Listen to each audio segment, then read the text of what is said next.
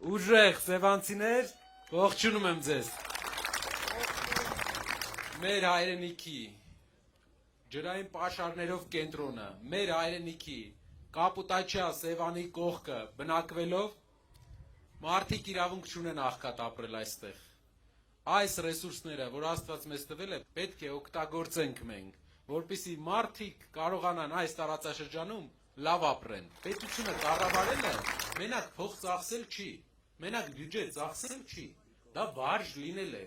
իմանալ թե ինչպես պայմանավորվել, ինչպես գործարարներին բերել Հայաստան, ինչպես տեղում զարգացնել տնտեսություն։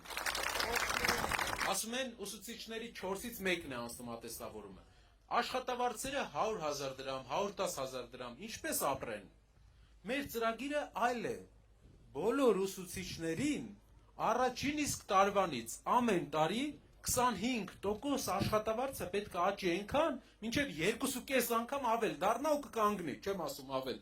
2.5 անգամ 5 տարում աշխատավարձը ուսուցիչների կաճի եւ բժշկական աշխատողների։ Այս միջոցները մեր բյուջեն ունի։ Այս միջոցները ուղղվում են պարգևավճարների։ Մենք սա պետք է ուղղենք ամենախոցելի, բայց ամենակարևոր խմբերի։ Ուսուցիչների, ովքեր դաստիարակում են մեր հասարակությունը, եւ բժշկական աշխատողներին, ովքեր պահպանում են մեր առողջությունը։